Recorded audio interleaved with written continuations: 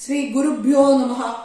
ललिता सहस्रनामं 61 to 70।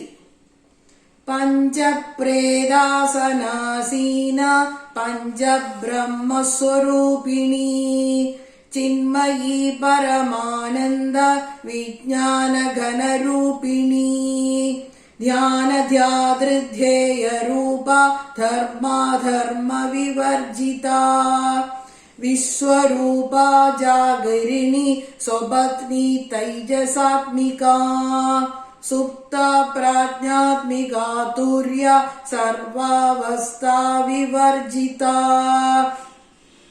सृष्टिकर्त्री ब्रह्मरूपा गोप्त्री गोविन्दरूपिणी संहारिणी रुद्ररूपा तिरोधानकरीश्वरी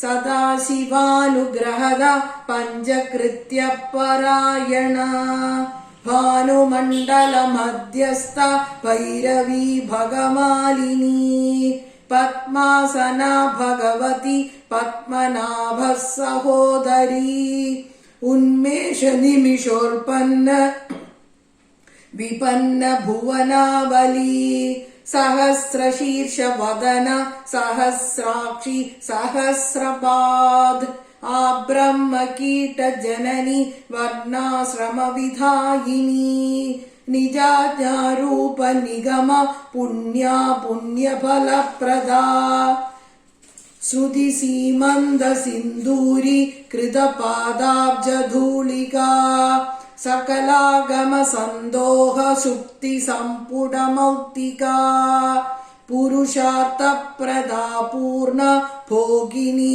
भुवनेश्वरी अंबिकानादि निधन हरि ब्रह्मेन्द्र सेविता नारायणी नादरूप नाम रूप विवर्जिता ह्रींकारी ह्रीमती हृद्या हेयोपादेय वर्जिता।